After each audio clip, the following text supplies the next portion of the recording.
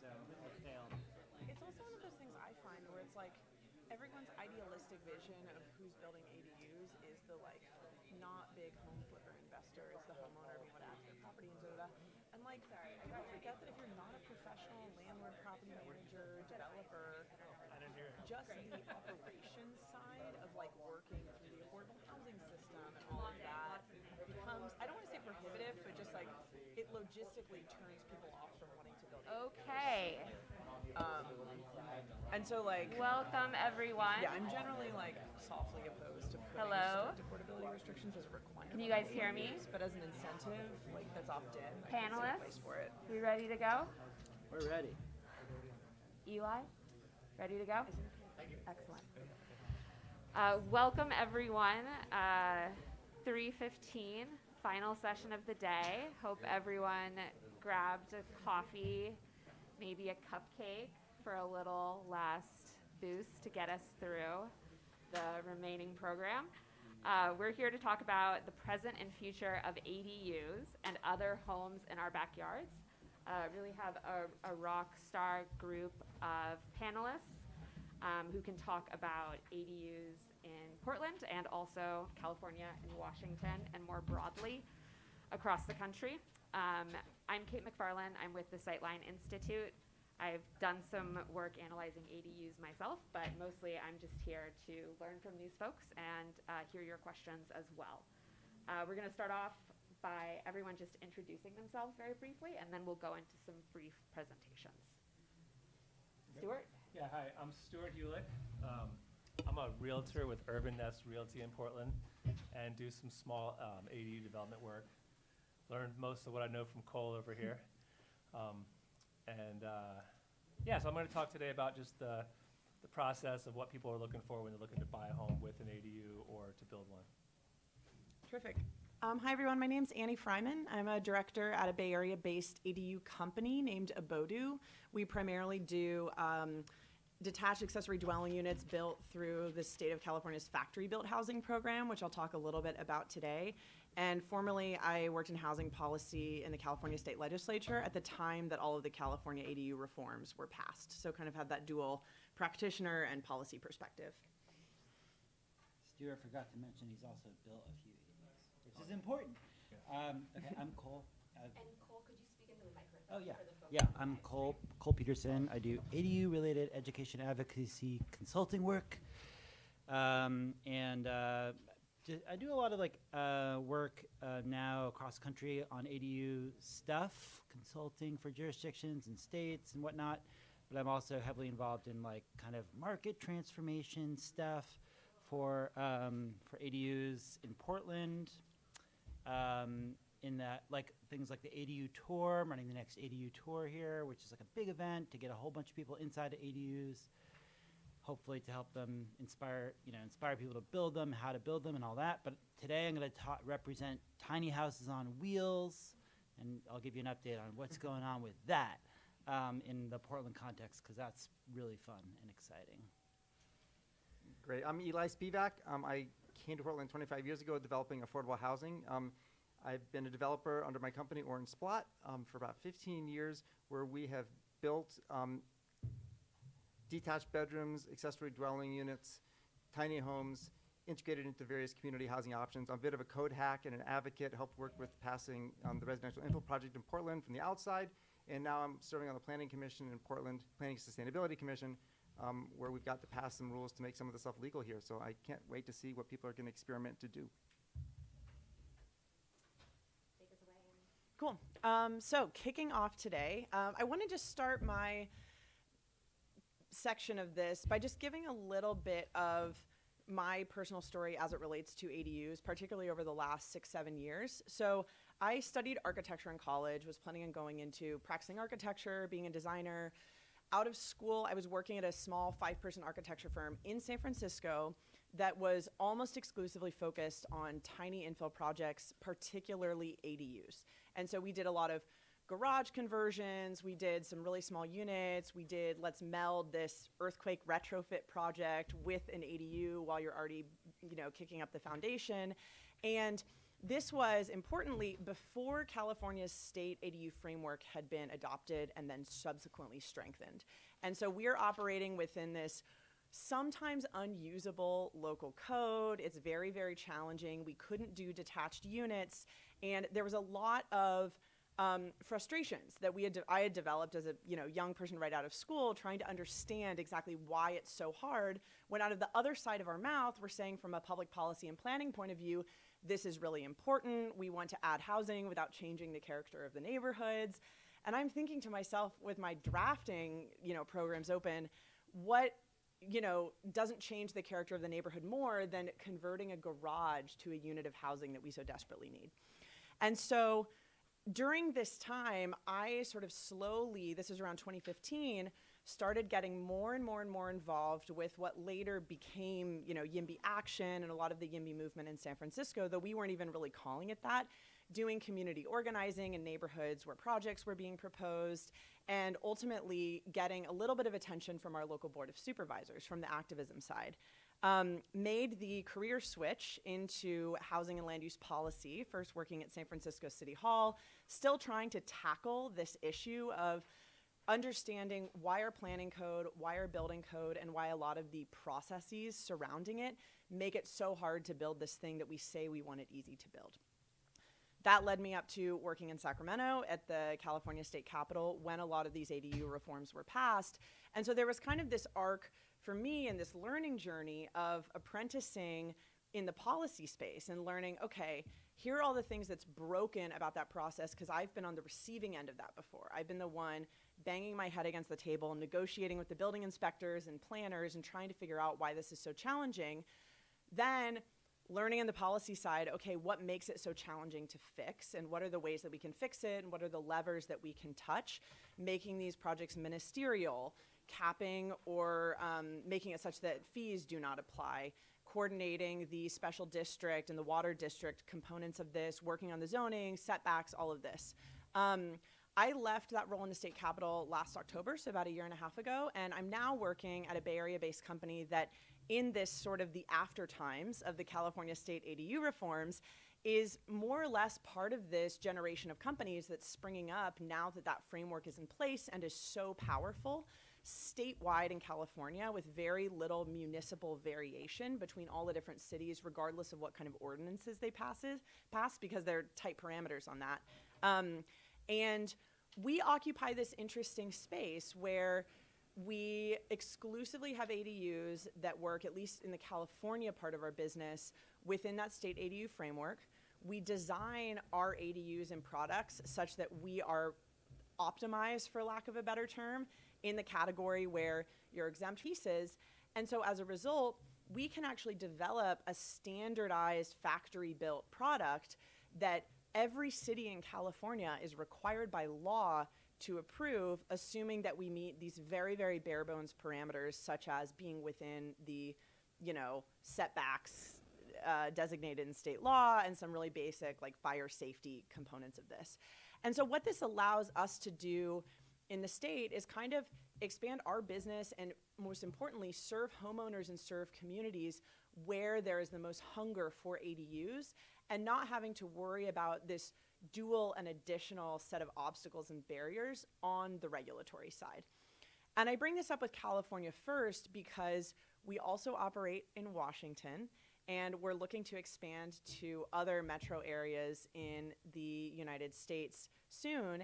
And in Washington, it's very interesting because although there is a component of state law that does, dictate how ADUs must be approved, it's largely through municipal ordinances.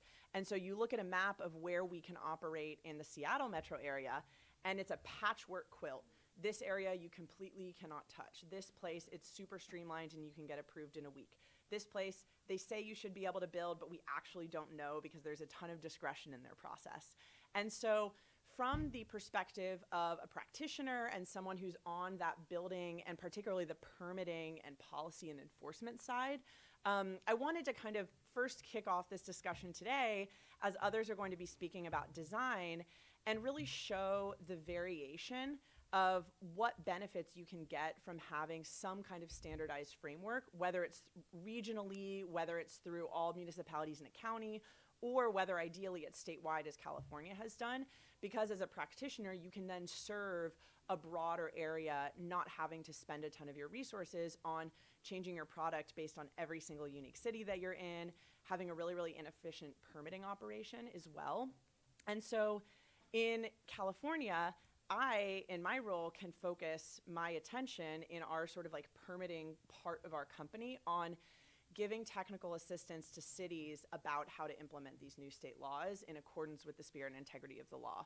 We can focus our efforts on troubleshooting permitting issues that come up in admittedly ambiguous situations and working with the state third-party neutral agency and the bureaucracy and that local government and our permitting team to just sort of solve these things. We can report up enforcement complaints to the state agency as well and to the Attorney General's office and other folks, because their role in this is to maintain the integrity of these recent reforms and ensure that they're working in the real world as they were intended by the legislature.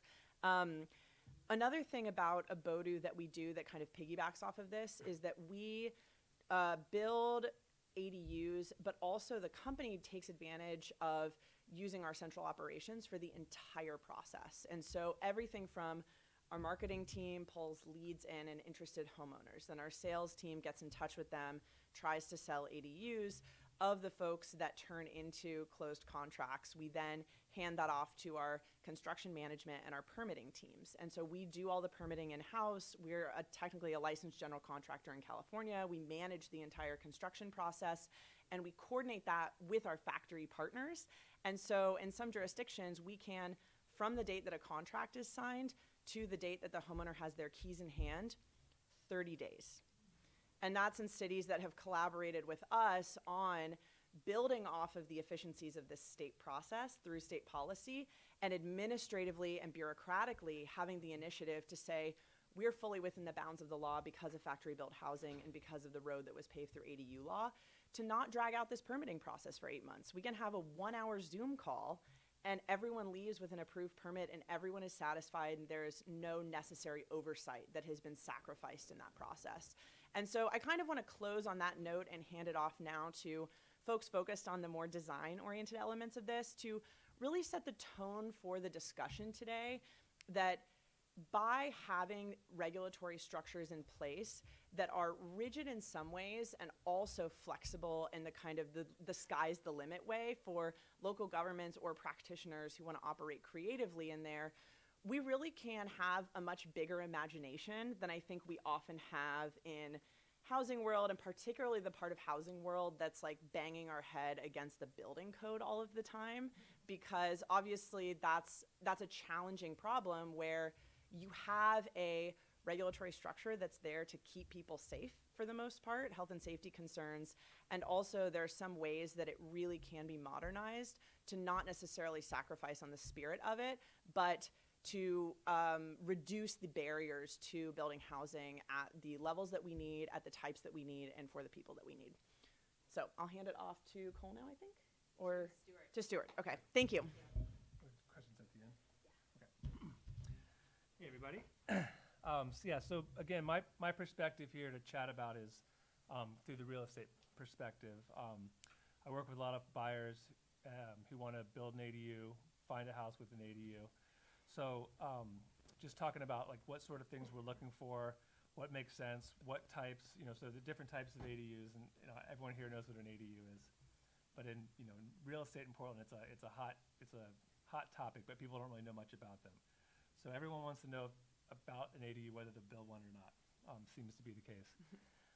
And so choosing a home, you're looking to see, are we looking at mid-block versus corner lots? Access the ADU, location of the utilities on the property, how it'll work to attach the ADU to the house. In Portland, I don't know if this is mostly Portland people or a mix of people from elsewhere. So the rules are different everywhere. And in Portland, the utilities, the sewer line is going to connect to the sewer in the house. So, when you might be looking at a house typically with, certain number of bedrooms, bathrooms, location, that sort of thing, the due diligence for an ADU is going to be a little different. Where's the sewer line in the house? Will it work to connect an ADU? Will you still have enough space to get the slope down so you don't have to pump? You know, that's a whole other system you have to add and makes it a lot more expensive. The water worksheet in Portland, it's like the size of the water line coming into the house and can it accommodate an ADU? So just more things we can look into before the purchase to make sure it's the right fit. And then the use of an ADU. You know, there's a lot of pushback with how an ADU is used, specifically with short-term rentals. So when Portland first started waiving development fees to build ADUs in Portland, there was a lot of complaints that people were not creating housing for Portland, they were creating short-term rentals. So now the rule is if you build an ADU, you have to use it as a long-term rental for 10 years if you get the waiver for the development fees. However, for some people doesn't make sense to them. They want a flexible space that they can use for different things. So paying the development fees to have as a short-term rental because they're going to have a parent living there when they need to, or family visit there, so they have the flexibility of use. But a lot of people don't really think about the future use. They think about, like, this is what I want it for now. So we can build it like this. And we say, okay, well, what's next? You know, are you going to sell the property to somebody? What are they going to use it for? In my experience with ADUs that I've built, they've already gone through multiple different, you know, iterations of use. So thinking about, you know, how will you access? Will you have to walk past the kitchen window in the house? So there's going to be like, oh, there's a stranger in my yard every time you walk back to the ADU. You know, versus, you know, so having that separation between the two units. But always knowing that there's possible future uses that are going to be different. Where the house sits on the lot, will it accommodate an ADU? There's certain rules about setbacks for how far the ADU has to be from the property line. There's setbacks if you're going to build a 2-story unit versus a 1-story unit. So, like, will it fit? Will what you want to do work? And then looking at, you know, basement conversions, carve-outs, a conversion of an existing structure, or doing a detached freestanding structure. Do you want to have somebody who's below you, who's going to complain about you walking around all the time? You know, so just sort of thinking about what makes sense, what's going to function, like not sort of putting yourself in a situation where you're like, oh my God, what did I do? Now my house is not functioning the way I want it to.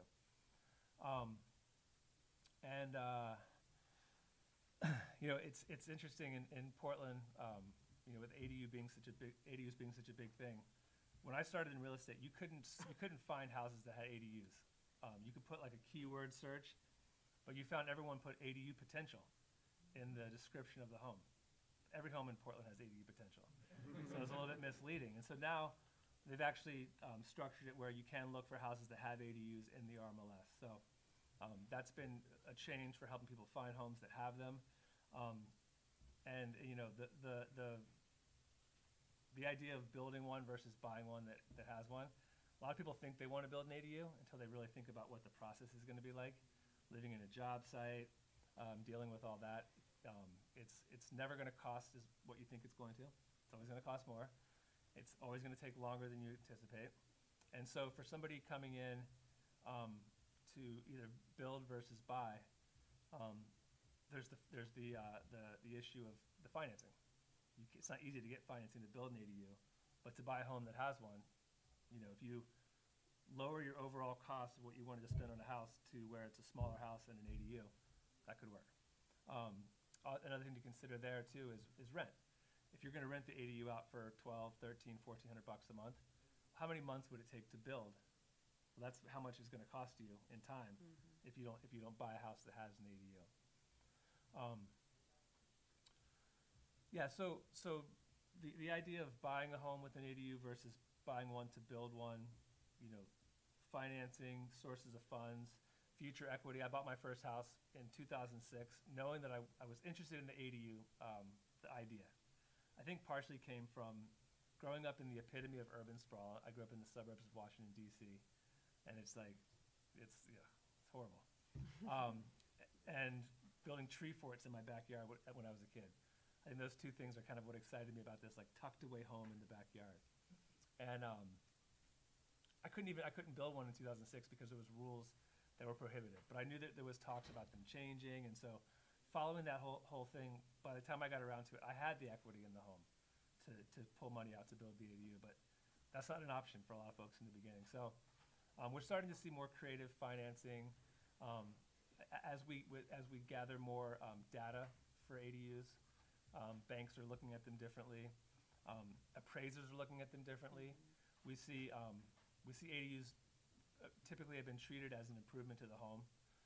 So they're not raising the value of the house in the way that they function. So like being able to appraise them with a value approach versus a income approach. Income approach, like you would appraise a duplex, how much does this create an income, and assessing the value in that way. And I think we'll get there. It's just a matter of time and having the data, and we're starting to see some more of that. Another thing that I'm really interested in and kind of following is the idea of condoizing houses and ADUs to split them. We're also seeing something coming online with a detached duplex model, whether you build this way in the beginning or retroactively divide the house and the ADU to be a detached duplex, to sell them separately, to create like a new asset class of homes. It's been really disheartening to be a realtor in Portland the past couple years, seeing what's happening with prices. And I just was in a meeting this morning. I saw a one bathroom home that sold for $950,000. And it breaks my heart. I couldn't move to the Portland today that was here when I moved here when I was 20 years old, and could have a 4-bedroom house for $900 a month, and that's gone. So just the idea, and what Cole will talk about with tiny homes and the potential there is huge, and I'm really excited about that.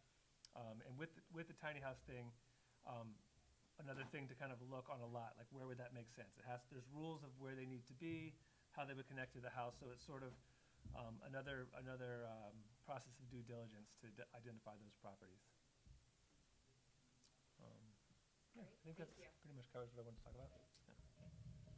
All the Californians in the room are like, where do we get a $950,000 one bathroom house? That sounds amazing. What a deal. Which I guess I'll use to segue, like, so ADUs in the Portland market cost like $250 to build for like a 400 square foot ADU. That's like maybe $2 to $250 now. It's gone up by like 30-50% in the last 2 years. 800 square foot ADU costs like $300,000 on average. It's crazy. California, $500,000 for like an 800 square foot ADU. So these numbers are all relative, but that's kind of one of the reasons why. I mean, it's going to be different, obviously, in every market. But in the San Francisco, custom design built ADU, 800 square feet, $550. I visited one. I saw it with my own eyes.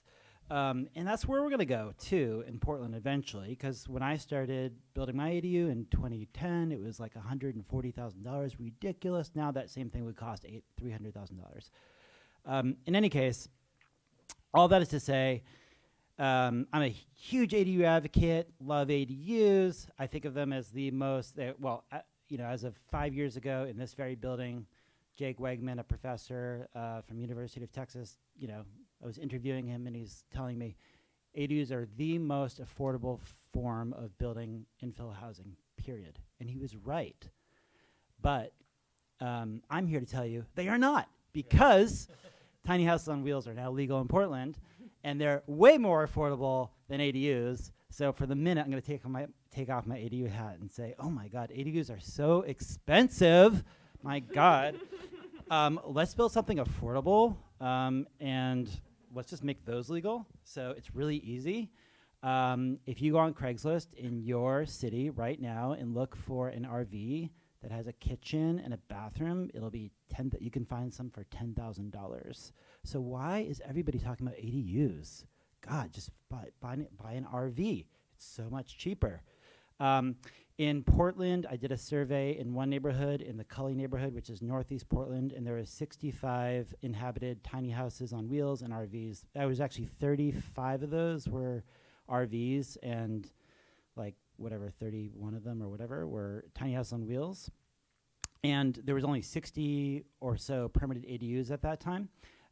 in that same neighborhood. So in using that kind of data, which I did at the beginning of COVID, biking around every residential property in this one neighborhood, it kind of helped inform a push that we made in the city of Portland to legalize these as viable housing options. It was the first place in the country that allows for RVs to be used as housing. Unlike what's being done in the state of California, in Los Angeles, San Diego, Ojai, Fresno, and San Luis Obispo, and Santa Clara County, they are not treated as ADUs, so you can do these above and beyond an ADU. In fact, if you're putting in an ADU, you should put in the hookup infrastructure for tiny house on wheels as well, because why not? You don't have to use it. You just leave it there empty if you want. But if you want to provide housing really affordably, you can really easily using this new housing option. These do not have to be certified by anybody, so you can do a DIY build. And I'm calling out these things because I want other jurisdictions to emulate these things, okay? So if you have internal plumbing, if you have a bathroom or a kitchen, you're required to have a legal plumbed connection to that for that tiny house. If you do not have a kitchen or a bathroom, then you are not required to have plumbing feeding to that tiny house. Just like if you have a detached bedroom that Eli will talk about, you do not have to have plumbing to it if you don't have plumbing inside the detached bedroom. So the ADU or the tiny house, unlike an ADU, doesn't have to respect setbacks. You can put it right up to the property line. It can be anywhere behind the front architectural facade of the primary house. And in light of these kind of new standards that went into effect, I started a general contracting company with another fellow who's a tiny house builder, and we put in called Tiny Hookups, LLC, and we put in hookup infrastructure on residential properties in the city of Portland for people who don't want to GC it themselves. We advise them how to do it themselves because it's much cheaper that way. But if you want to hire us to do it, we will do it for you. And here are some costs for our first projects. The one parking pad costs $3,500. One where we did the sewer and electrical connection cost $15,000. The sewer connection for one cost $4,500. Sewer and electrical connection for one cost $16,000, and a full hookup plus parking pad for one that was really complicated cost $22,000. So let's take the worst case scenario, $22,000, most expensive project we'll probably ever do for a variety of conditions, and she bought a really expensive tiny house, $100,000. The total all-in cost of that is $120,000, which is roughly half the cost of the least expensive detached custom ADU you can do in Portland right now. So I say all that to say, let's make these things legal everywhere. Why not? This is a pen stroke solution that could actually be the silver bullet solution to affordable housing for about 5% of people who actually want to live in these things. But that's 5% of people who can't otherwise afford housing. So that's where I'll stop. Thanks. Great. Awesome. Well, as Cole's pointed out, the smaller the home, the sexier it is.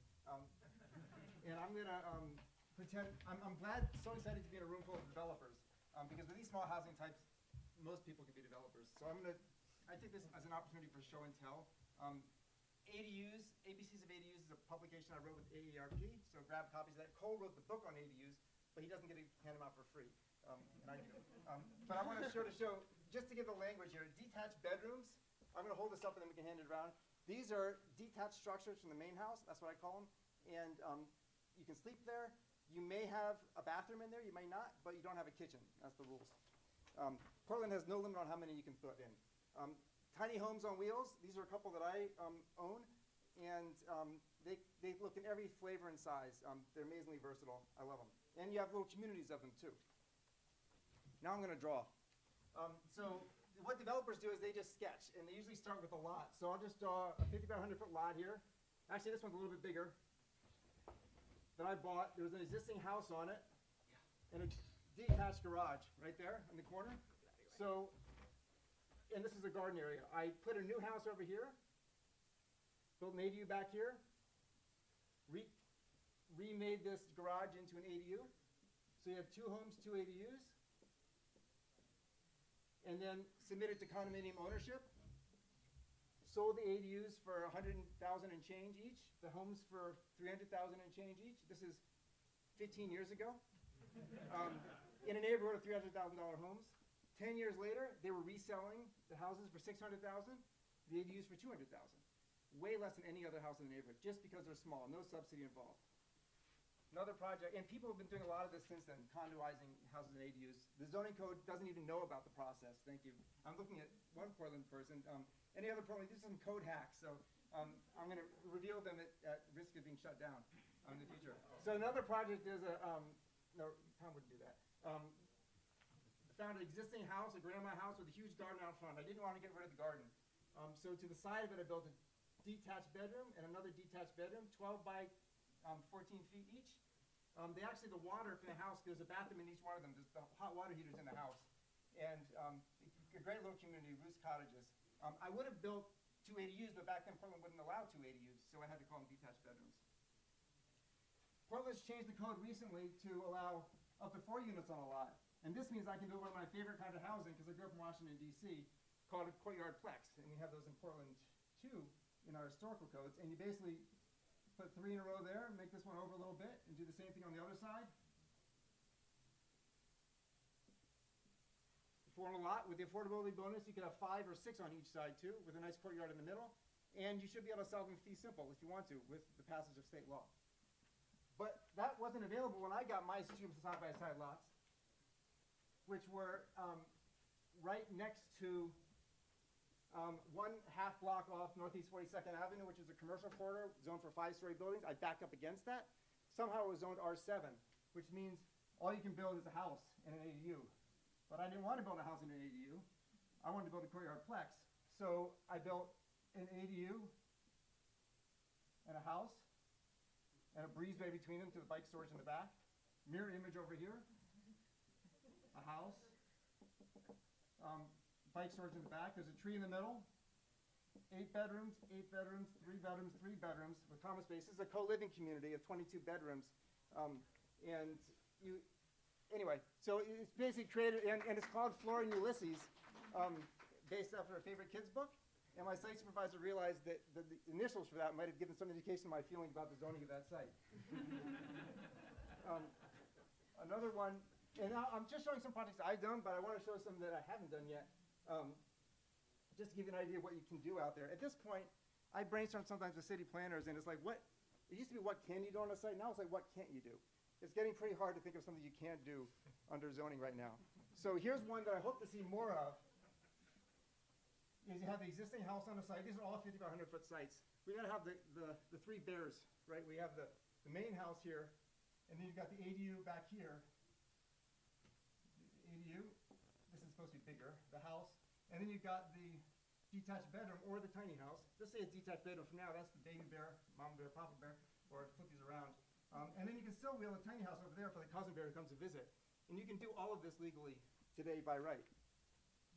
I'll toss out one example from a neighborhood where I live, because these are projects that are like intentionally developed by a developer, but sometimes it just happens naturally. Around the corner from my house, and if the people do the tour tomorrow afternoon, if it's not raining dogs and cats, we'll show some co-housing communities that were intentionally developed, 23 homes here, 16 homes there. But right across the street from that, you've got a corner lot situation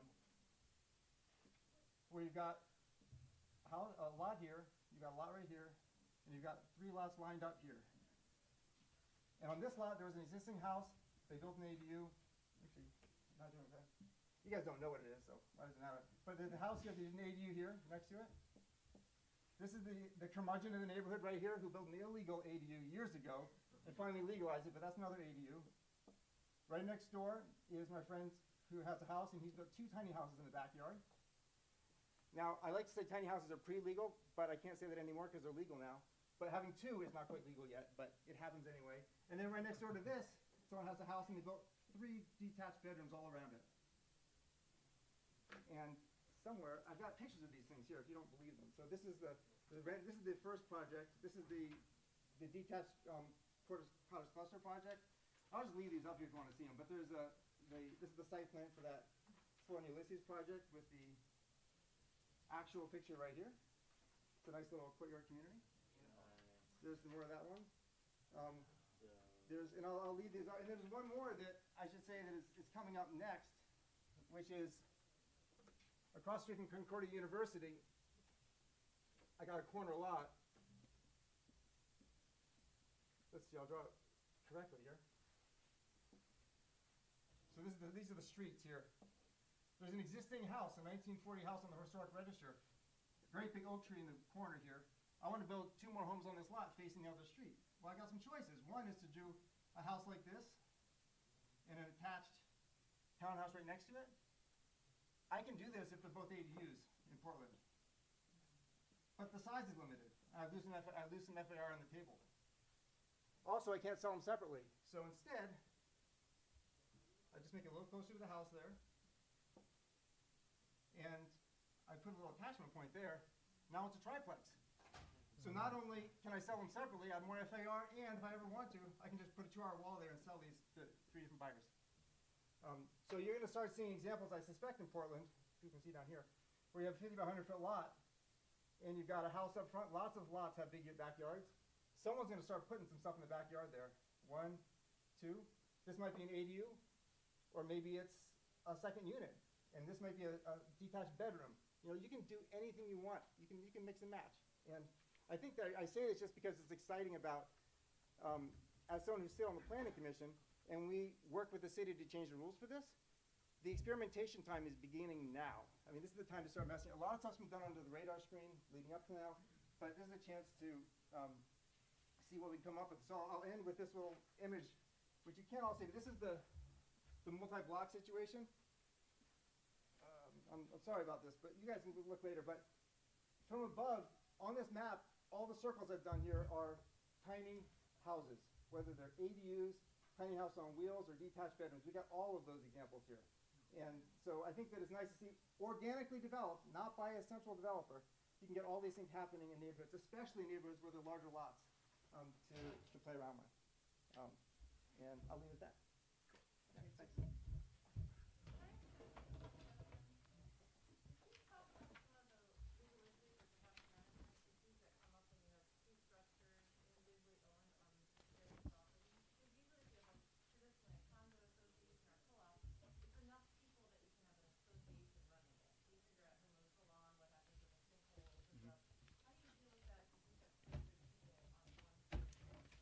And I'll repeat questions for the folks live streaming, if you don't mind. Let me know if I didn't capture it correctly.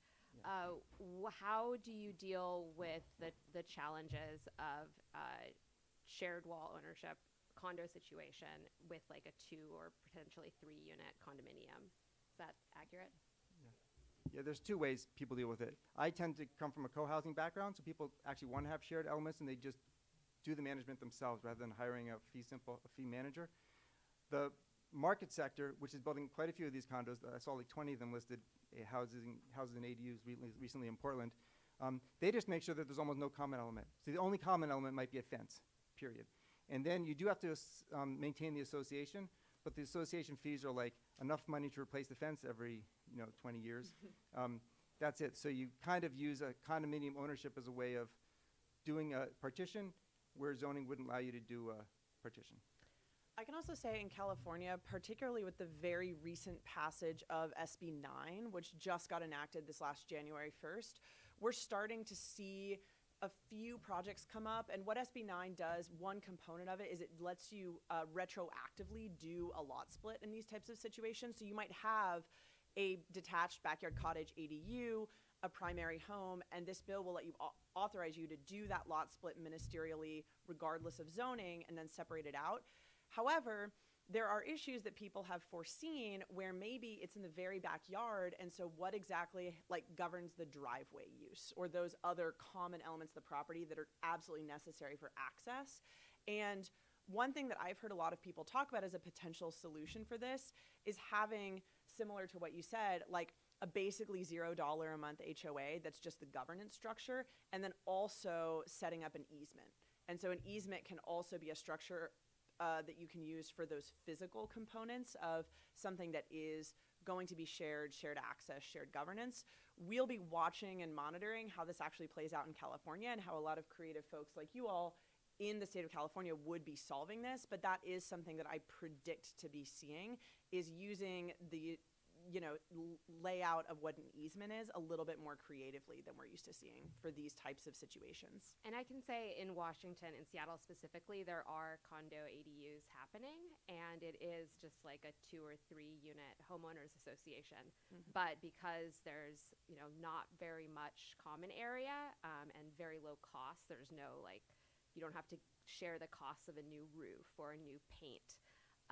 That the HOA fees tend to be very, very low, is what I've heard.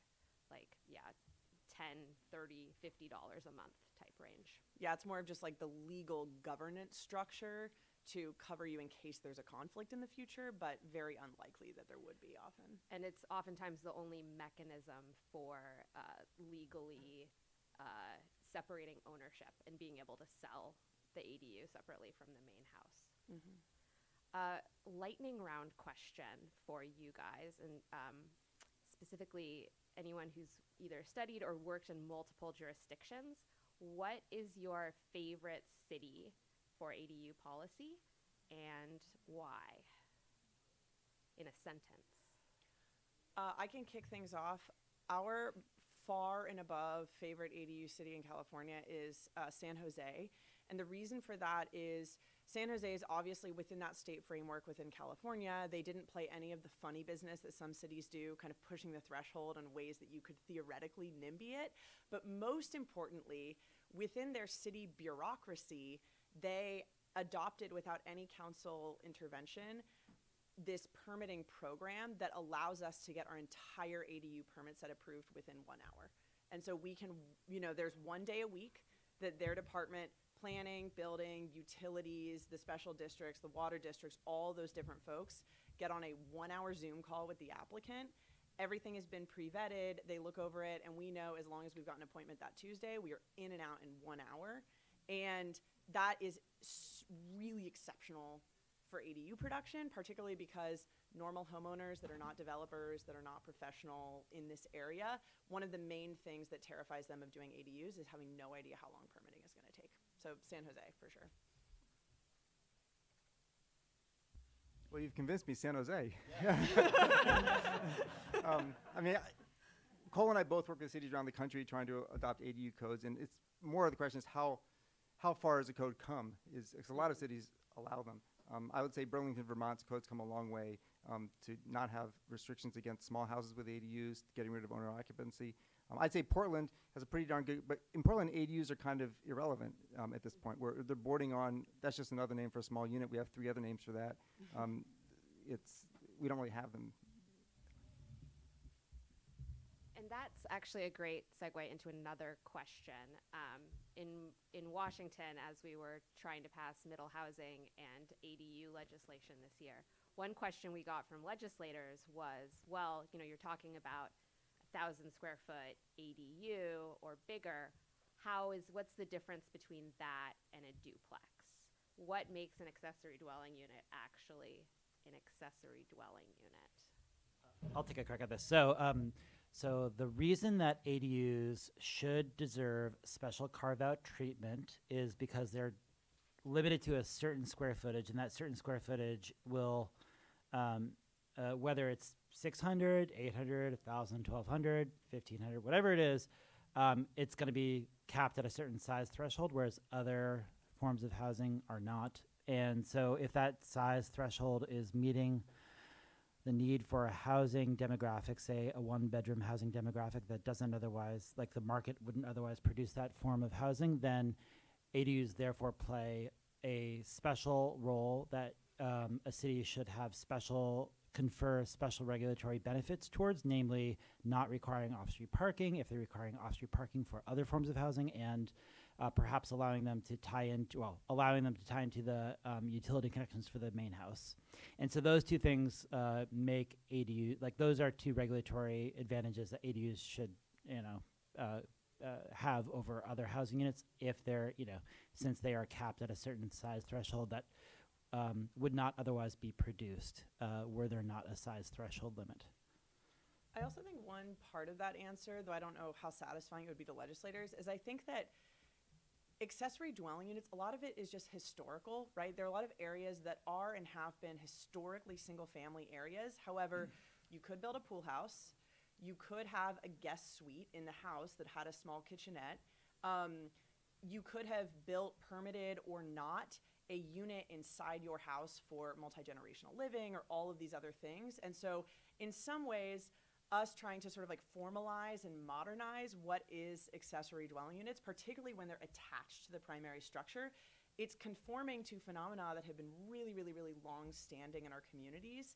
And it was accessory to the primary residence because its use was usually very, very related to the occupant, the family, the household, and the use of that primary dwelling.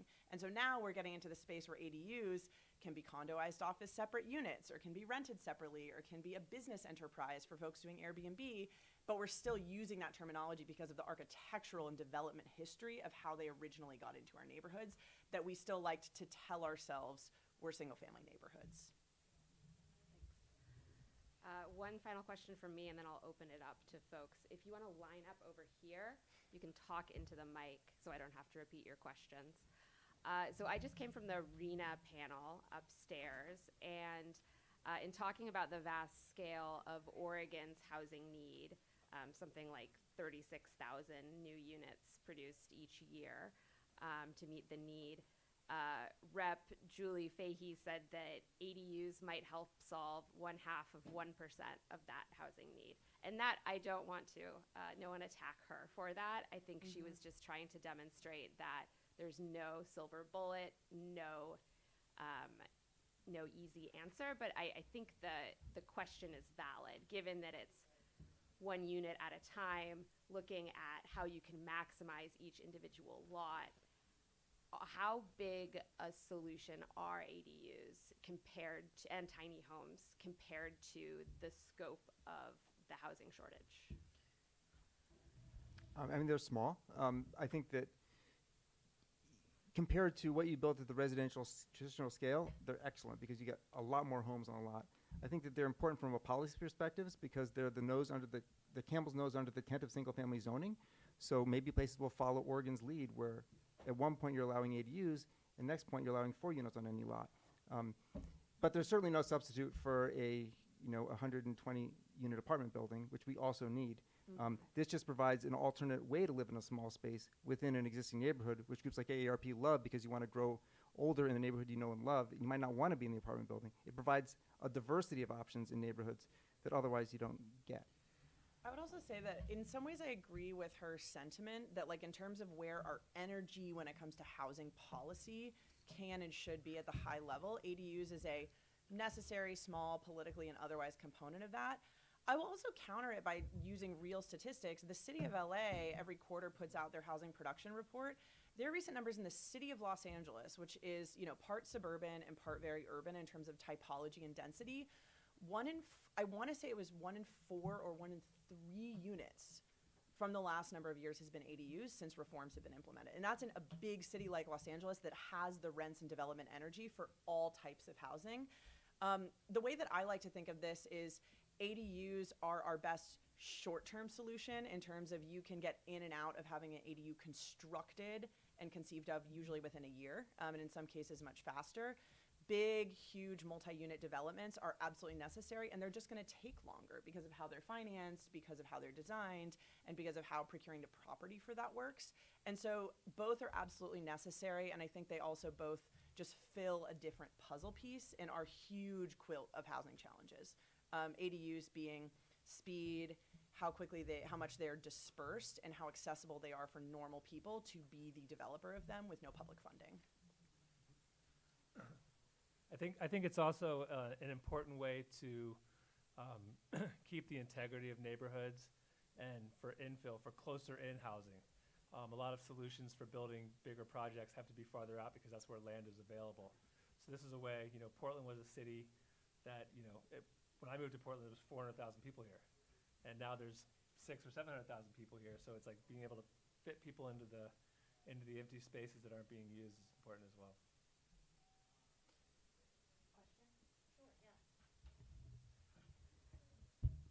Hi, all.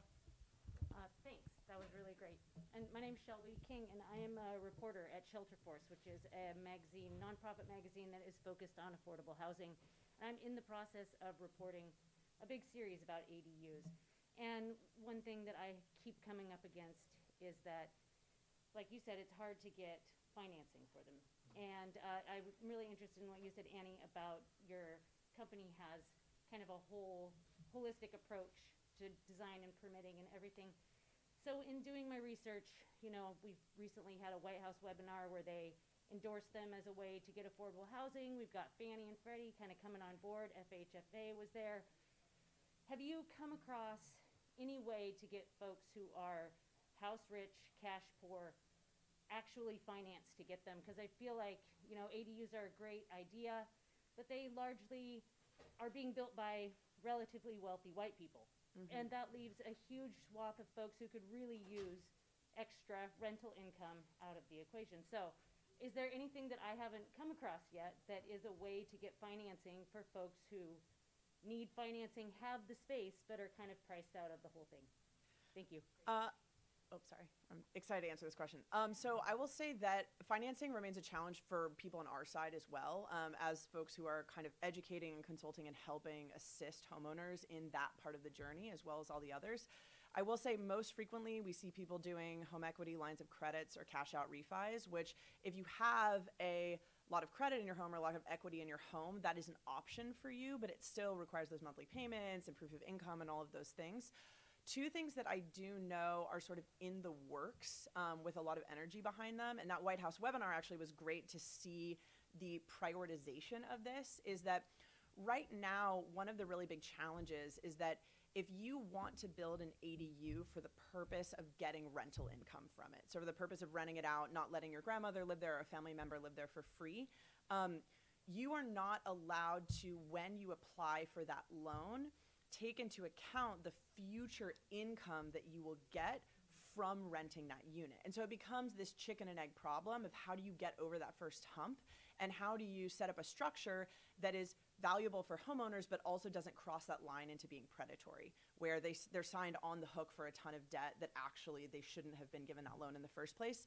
I do know there's a ton of people in California and probably elsewhere as well working on the advocacy at the federal level for this to try to create some program to solve that part of the issue. The other thing that I think I'm hopeful will get figured out just as we see more ADUs in many different markets proliferating, particularly with the turnover we're seeing during COVID, is that a lot of folks don't know how exactly to appraise the increase in home value that comes from the before and after of different types of ADUs. And so it's not just an addition on a home, right? Because it changes the whole capacity for both generating profit as well as use case of that unit. And so I'm optimistic that over time, as that data is being collected and more people are paying attention to this, that the ability to appraise homes differently will also give lenders a lot more security on exactly what the after of this construction loan will mean for their security of knowing that they're not going to default on a loan. So in short, there's not like some secret tool that we're all using. I've heard some credit unions that are kind of looking at this, but the Fannie and Freddie program that folks are advocating for, and also just getting better data on appraisals, I think are two really, really promising things that we're watching very closely as to how they evolve. Sure, could you talk, I'm sorry, a little bit about, you mentioned the value and the cost and the value approach, cost approach, income approach. Can you talk a little bit about, from a real estate standpoint, what combination would be right in there to get regular folks financing? Well, yeah, like she was saying, looking at, and this, it goes both ways as well, because when we're looking at an ADU added to a home, the property taxes aren't going to increase in the same way as like a duplex would be taxed, because it's considered a part of the home versus a separate unit. But then it does have the income that it produces, but they won't appraise them with the income approach because they don't have, it's like she was saying, the lack of data. And if you looked at an ADU and you appraised it, you would look and see how much rent came in and value it that way. So I think it's a matter of time. And another factor to think about too is with building an ADU, the most expensive part of a home is the dirt that it's on. So when you've already bought the home, you already own the home, that's not an expense in the cost of building an ADU. So, if you're in an area that's not, eligible for duplexes or multifamily, and obviously Portland's changed a lot where that's not even really a factor anymore, but, it's just something that could be allowed and you know, to give you that opportunity. Can I say something really quick on that? I think I've raised the same critique that ADU owners or people who build ADUs are relatively affluent. But let's think of who builds regular homes. I mean, that's D.R. Horton. I mean, it's a little unfair to critique one of the least expensive housing types because it's hard to create one, where every other kind of house we have in our neighborhood was created by much more affluent white developers. But we should really do what Cole was saying, build tiny houses, because those are more resilient.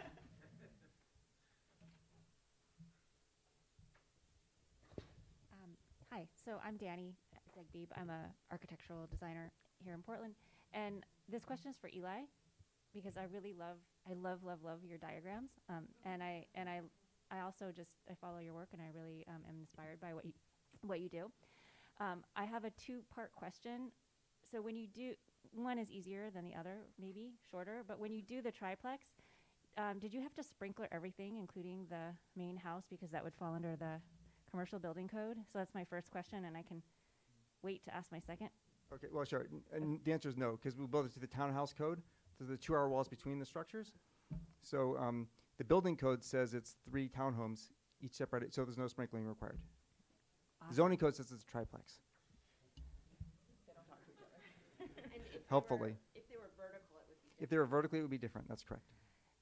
And I've heard of movements that are trying to kind of tie the financial definition of a house with the building code definition of a house. So 4 units or less would be considered residential and therefore buildable under the residential code. And I'm just saying this here because we're in a conference full of policy people. Do you know anything about where that is, at least in the Oregon state legislature?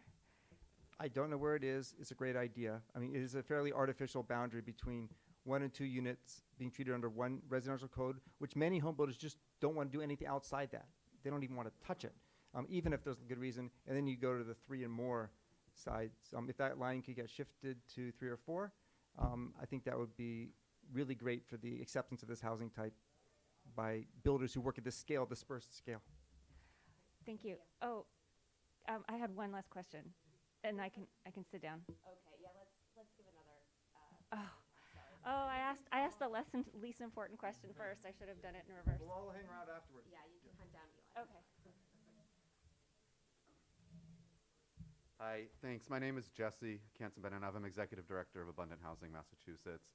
I know this is a panel of primarily designers and builders, but you know, I'm excited in Massachusetts right now. We have about 3 bills that are pending in the legislature, which have been reported out favorably from our Joint Housing Committee that would legalize ADUs statewide. Currently in Massachusetts, we have about a dozen communities out of 351 that have any like meaningful ADU bylaws. And so a couple of these would just be a flat out legalization of ADUs with some minimum lot size in all 350 cities and towns except for the city of Boston, which is another issue. But in one of these is a bill that we're advocating for at Abundant Housing that has some broader zoning reforms as well. My question is, in advocating for that bill, one of the things I'm encountering is concerns, and I know the term short-term rentals has come up a couple times, concerns over short-term rentals and the notion that people would just be using these for short-term rentals rather than providing you know, more permanent housing for people. And the second piece is around parking. Unfortunately, our bills don't necessarily prohibit communities from requiring parking, but that's something we're actually trying to advocate against, requiring parking per unit. This has particularly been an issue in some of the suburban communities outside of Boston that have been considering ADU bylaws.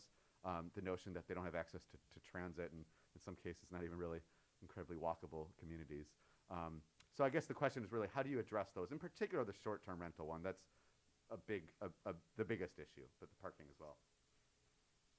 I can speak at least to how we did it in California, and what's working about that and what's not. So on short-term rentals, California basically says it's up to the city. They're allowed to ban through their implementation ordinance. Short-term rentals are put restrictions on that, though they don't have to. So by default, they're not, but they're authorized to.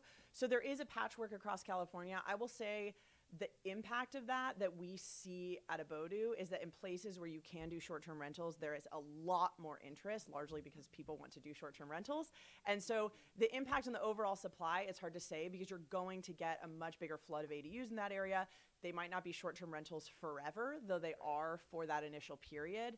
And you know, also there are some communities, particularly those coastal ones that are really, really heavy in tourism, where the issue around short-term rentals is much bigger than just like ADUs and housing. So I don't have a prescription, but I can't say that's how it plays out. They might balance in the end. I don't know. On parking, one thing I thought was brilliant that they did in the California ADU reforms that we actually put into some other state policies. California technically didn't waive parking, but what it did is it created several extraordinarily expansive categories for what gave you a parking waiver so that functionally no ADU has to do parking.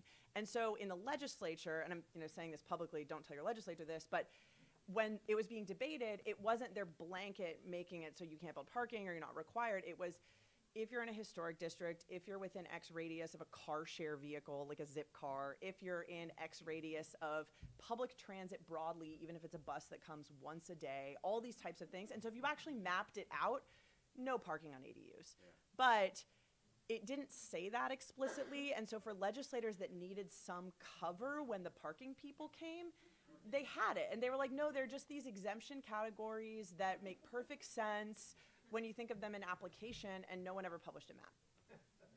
That's the honest answer. Thank you. Hey, I'd like to talk to you afterwards about your question, but I don't want to. But yeah, let's talk about it later. I'm curious about the potential for regulated affordable housing for ADUs. And selfishly, I work for a local housing authority, and we have a lot of single-family homes and the ability to leverage project-based vouchers. So I'm curious if there's been any conversations with other housing authorities or just regulated affordable housing broadly. Well, I would say you're the perfect candidate for regulated ADU affordable housing. I really get squeamish when communities require the ADU to be affordable regulated, because that has been tried and it just means no one's ever going to build them. But for affordable housing groups that already own the property, it's a perfect, well, the voucher, you don't even need to own it, right? You could make it available to someone else who has one in the market, right? Right. There are dozens of cities around the country experimenting with affordable ADU pilots to try and, but I can't say I've seen anything go to scale. Another possibility is, with the condominiumization, maybe Habitat affiliates, if you're doing owner occupancy, you could get twice the number of homes on a lot. I know Habitat for Humanity, Seattle, King County has done some projects using ADUs and condos to fit more homes on a lot. Mm-hmm. One other thing I think could be cool to integrate into policy as well, particularly when these reforms are coming through and people are negotiating for different provisions, is if you don't already in your state or local jurisdiction have rules against source of income discrimination, so essentially saying no Section 8 on your rental ad, you could maybe have that be a part of the ADU approval code, that the condition of getting your ADU approval is no source of income discrimination for any future renter there, such that it becomes possible for a Section 8 renter to live in that unit. I've also seen some cities and counties do a program that's a collaboration between their planning department and housing authority, and I could get you names, but I have a list somewhere on my computer, where they make the trade-off. We will actually find you the tenant, functionally do some of the responsibilities of property management and all of these things to sweeten the deal for the property owner in exchange for you having one of these different categories of folks that may be otherwise being served by the housing authority or getting vouchers. And so for a normal homeowner who's just trying to get a little bit of rental income and is not a professional landlord or property owner, that actually becomes really attractive because they've never done the work of looking for tenants, vetting tenants, maintaining the property in that way, collecting rent, all of these things. And so they're able to outsource it to these public departments, and then you all get that benefit of having more opportunities for your folks in different places to live. Wonderful. Thanks so much to our panelists and for all your great questions. Happy day 2 of YIMBYtown.